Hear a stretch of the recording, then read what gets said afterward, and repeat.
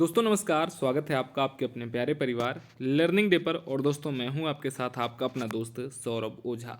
जैसा कि आपको पता है कि आपका एग्ज़ाम आपके बिल्कुल पास आ चुका है, ऐसे में बच्चों को बहुत ज़्यादा ज़रूरत होती है इम्पोर्टेंट क्वेश्चन की या फिर कुछ ऐसे टाइप के क्वेश्चन की जो आपके एग्ज़ाम में रिपीट होते हैं। तो आज इसी सीक्वेंस में आपको ऑलरेडी केमिस्ट्री का वीडियो मिल गया है, फिजिक्स का वीडियो मिल गया है और मैथ का वीडियो मिल गया है, जिसमें हमने आपको इन तीनों सब्जेक्ट के 25-25 मोस्ट इंपॉर्टेंट क्वेश्चन की वीडियो अवेलेबल करवा दी है। अब इसके बाद आज के इस सेशन में हम बात करने वाले हैं ईजी, जिसको हम इंजीनियरिंग ग्राफिक्स बोलते हैं। इसके कौन कौन से ऐसे क्वेश्चन हैं जो आपके एग्जाम में आ सकते हैं, इसके टॉप 15 मोस्ट इंपॉर्टेंट क्वेश्चन के बारे में हम बात करने वाले हैं। ठीक है दोस्तों, तो आज के इस वीडियो में हम ईजी के टॉप 15 मोस्ट इंपॉर्टेंट क्वेश्चन के बारे में बात करेंगे। वीडियो में आगे बढ़ेंगे उसके पहले सभी साथियों से रिक्वेस्ट है, जो भी नए दोस्त आ रहे हैं वो चैनल को सब्सक्राइब, दोस्तों को शेयर और इस वीडियो को लाइक ज़रूर करेंगे। ज़्यादा से ज़्यादा दोस्तों तक शेयर करें ताकि आपको एग्ज़ाम के पहले, एग्ज़ाम के दौरान और एग्ज़ाम के बाद भी पूरी अपडेट आपके एग्ज़ाम की मिलती रहे कि कहाँ कहाँ से प्रश्न आ सकते हैं, कैसे प्रश्न आ सकते हैं। साथ ही साथ आप हमारे साथ टेलीग्राम, इंस्टाग्राम, व्हाट्सएप ग्रुप पर ज्वाइन हो सकते हैं। नीचे डिस्क्रिप्शन में आपको लिंक मिल जाएगी और आप मेरे साथ डायरेक्टली मेरे इंस्टाग्राम से जुड़ सकते हैं, उसकी लिंक भी आपको नीचे मिल जाएगी। वहाँ पर आप अपना कोई भी क्वेश्चन मेरे से डिस्कस कर सकते हैं। किसी भी सब्जेक्ट में कोई भी डाउट है आप मेरे से पूछ सकते हैं। और दोस्तों आप लर्निंग डे एप्लीकेशन को डाउनलोड कर सकते हैं, जहाँ पर आपको सारी PDF अवेलेबल करवाई जा रही है और बहुत सारी इंपॉर्टेंट चीज़ें आपको एप्लीकेशन पर हम प्रोवाइड करवा रहे हैं। तो आज के इस वीडियो में हम इंजीनियरिंग ग्राफिक के जिन जिन टॉपिक के बारे में बात करने वाले हैं, मैं आपको क्वेश्चन बताता हुआ चलूँगा। आपको करना क्या है कि आपको वो सारे प्रश्न अपनी कॉपी में नोट डाउन करते हुए चलने हैं, क्योंकि एक चीज़ ये आप ध्यान रखना कि जो ईजी के प्रश्न हैं, जैसे मैंने आपको मैथ के प्रश्न में बताया था कि न्यूमेरिकल वैल्यू चेंज हो सकती है, वैसे ईजी के प्रश्न के टाइप सेम रहेंगे। बट हो सकता है कि आपका फिगर चेंज हो सकता है या फिर फिगर की जो डायमेंशन होती है वो चेंज हो सकती है, बट टाइप बिल्कुल आपको सेम देखने को मिलेगा, जो हम 15 क्वेश्चन आज आपसे डिस्कस करने वाले हैं। तो सबसे पहला क्वेश्चन जो आपको ध्यान रखना है और जो सबसे पहला क्वेश्चन आपको मेरी तरफ से मैं आपको जो दे रहा हूँ वो ये है कि आपसे टाइप्स ऑफ लाइन पूछ सकता है। पहला क्वेश्चन आपसे यही है कि टाइप्स ऑफ लाइन, अगर ये क्वेश्चन आएगा। अच्छा, एक चीज़ सबसे बढ़िया ईडी में ये है, ईजी में ये है कि ये तो क्वेश्चन 7 नंबर में आएगा, ये तो क्वेश्चन 10 नंबर में आएगा, ये तो 12-13 नंबर में आएगा। मतलब 2-3 नंबर के क्वेश्चन के कॉन्सेप्ट ही इसमें नहीं होते, इसमें बढ़िया नंबर आपको हर एक क्वेश्चन देखे जाते हैं। तो types of line question number 1। Question number 2 आपके लिए क्या है? Common symbols and convention of material used in engineering.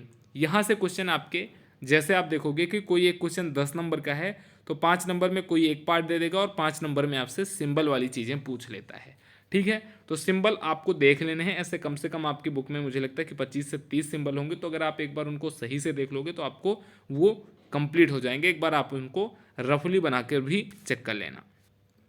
फिर जो मेन स्टार्ट होता है आपका, यहाँ से स्टार्ट होता है free hand and instrumental lettering.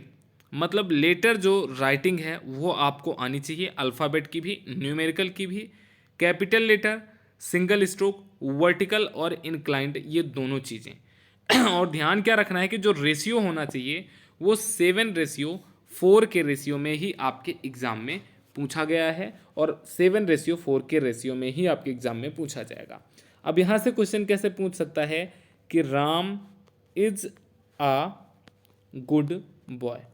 अब Ram is a good boy लिख देगा आपके एग्ज़ाम में और कहेगा कि इसको आप प्रॉपर इंजीनियरिंग ड्राइंग के अकॉर्डिंग या इंजीनियरिंग ग्राफिक के अकॉर्डिंग आप इसको लिखिए।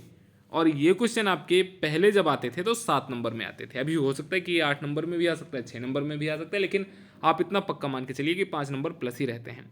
कभी इसमें कह देगा आपसे कि वर्टिकल लिखिए और कभी आपसे कह सकता है इंक्लाइंड लिखिए। तो इंक्लाइंड अगर लिखने को बोलेगा तो 75 डिग्री पर झुका देना है, और अगर आपसे वर्टिकल बोलता है तो बिल्कुल सीधा आपको रखना है, 7:4 के रेशियो में लिखना है। सिंगल स्ट्रोक का मतलब एक बार अगर आपने राम के लिए ऐसे आपने पेन लिया तो आपको दोबारा पेन उस पर रिपीट नहीं करनी है, बस आपको ऐसे ही सिंगल स्ट्रोक में एक ही बार में उसको लिखते हुए चले जाना है। ठीक है ना, 3 क्वेश्चन मैंने आपको बता दिए। फिर चौथा जो मोस्ट इंपॉर्टेंट क्वेश्चन आपका आता है वो स्केल से आता है। स्केल में आपसे RF फैक्टर पूछ सकता है, टाइप ऑफ स्केल पूछ सकता है, लेंथ ऑफ स्केल पूछ सकता है, या फिर कोई प्लेन या फिर डायगोनल स्केल बनाने के लिए दे सकता है। अगर स्केल बनाने के लिए देगा तो पक्का मान के चलना कि 7 से 8 नंबर में स्केल बनाने के लिए देगा, और बहुत प्यारे प्यारे से क्वेश्चन स्केल के आते हैं। अगर आप एक बार अच्छे से प्लेन स्केल को समझ लेते हो, फिर उसके बाद आप डायगोनल स्केल को समझने जाओगे तो बहुत ईजिली आप समझ लोगे। इसमें बहुत कुछ भी ऐसा आपको देखने को नहीं मिलेगा जो आपको समझ ना आए। ठीक है, तो 4 क्वेश्चन मैंने अभी तक आपको बता दिए हैं।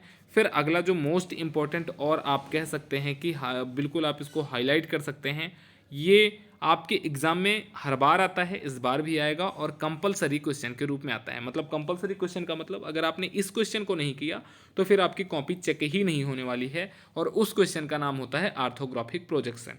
ऑर्थोग्राफिक प्रोजेक्शन पहले आपका कभी 17 नंबर में आता था, कभी 18, कभी 20, मतलब 17 से 20 नंबर तक में आ जाता था। अब इस बार थोड़ा सा आपके सिलेबस में चेंज हुआ है, तो हो सकता है कि 2-4 नंबर कम इसमें मिल सकते हैं आपको। हो सकता है कि 15 नंबर का ही ये क्वेश्चन ऑर्थोग्राफिक प्रोजेक्शन आपका बने। बट सबसे सिंपल चीज़ क्या है कि अगर आपने एक बार ऑर्थोग्राफिक प्रोजेक्शन समझ लिया तो इससे आपका प्रोजेक्शन ऑफ लाइन भी कंप्लीट हो जाएगा, प्लेन भी कंप्लीट हो जाएगा, और प्रोजेक्शन ऑफ सॉलिड भी कंप्लीट हो जाएगा।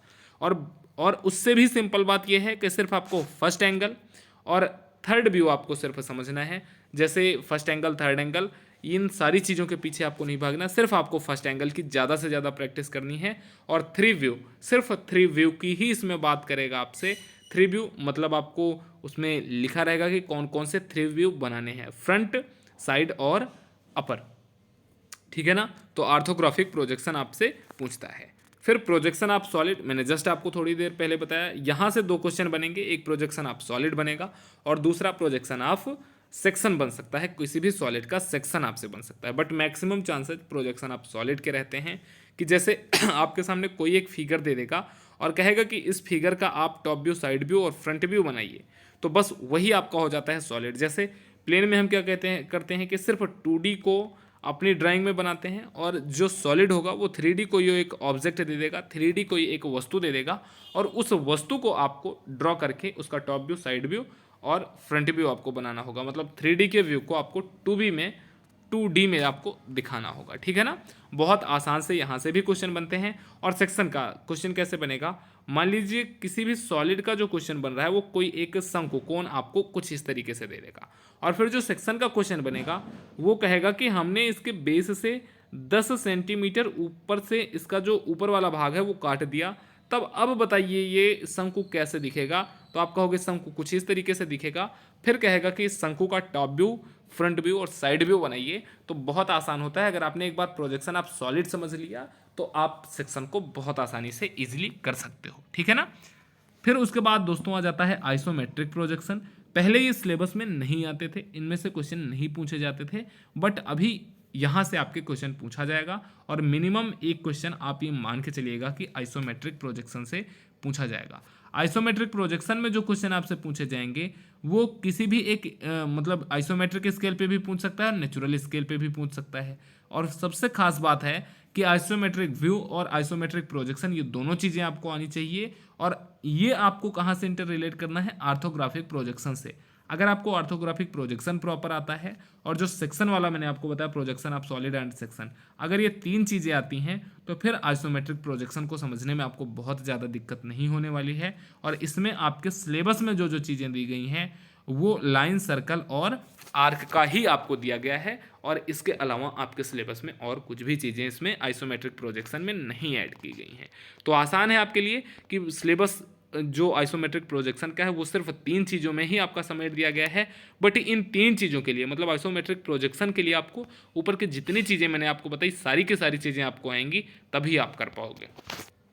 और उसके अलावा आपको जो जॉइंट्स होते हैं, जॉइंट्स के जो टाइप होते हैं वो आपको आने चाहिए। Square, angle, channel, rolled section, rectangular, ये सारी चीज़ें आपको पता होनी चाहिए। अब कुछ बच्चों को इसमें भी कन्फ्यूजन होगी कि सर हिंदी में बताइए, तो भाई ऑर्थोग्राफिक प्रोजेक्शन को हम कॉमन लैंग्वेज इसका टेक्निकल टर्म ही यूज करते हैं, ऑर्थोग्राफिक प्रोजेक्शन ही बोलते हैं। प्रोजेक्शन को प्रक्षेप थोड़ी ना बोलने जाएंगे। अब थोड़ा सा हमें जो अपनी लैंग्वेज है उसमें हिंदी प्लस इंग्लिश दोनों का मिक्सअप लेके चलना है। जैसे इजी जैसे सब्जेक्ट में, आप मैथ में तो ठीक है कॉमन ही रहता है, आप फिजिक्स में ठीक है हिंदी में पढ़ रहे हो कोई दिक्कत नहीं है, बट आप उसके इंग्लिश के भी टर्मिनोलॉजी याद करते रहिए। इंग्लिश के भी जो टेक्निकल टर्म है वो आपको पता होने चाहिए। जो आपका आर्थोग्राफिक प्रोजेक्शन है, यहाँ से आर्थोग्राफिक प्रोजेक्शन क्वेश्चन बन सकता है, प्रोजेक्शन ऑफ प्लेन बन सकता है, प्रोजेक्शन ऑफ लाइन बन सकता है। मतलब यहाँ से 3 क्वेश्चन आपके पूछे जा सकते हैं। तो दोस्तों आज के इस वीडियो में हमने लगभग 15 क्वेश्चन आपको बताए इंजीनियरिंग ग्राफिक के। आपको ये वीडियो कैसा लगा और आपको आगे आप किस सब्जेक्ट की वीडियो हमसे ऐसे ही चाहते हो, आप कमेंट सेक्शन में ज़रूर बताओ। बाकी सभी साथी कमेंट सेक्शन में अपने अपने कॉलेज का नाम और अपना नाम जरूर लिखेंगे। कॉलेज का नाम तो आपने बहुत सारी वीडियो में लिख दिया है, इस वीडियो में आपको काम ये करना है कि आपको अपना नाम लिखना है, ताकि हम आपसे ज़रूर एक बार कांटेक्ट कर सकें और हम और आप बहुत अच्छे तरीके से जुड़ करके आगे पढ़ाई कंटिन्यू रख सकें। तो दोस्तों इस वीडियो को लाइक कर देना, कम से कम 5 दोस्तों को शेयर कर देना। नमस्कार, टेक केयर, थैंक यू, जय हिंद।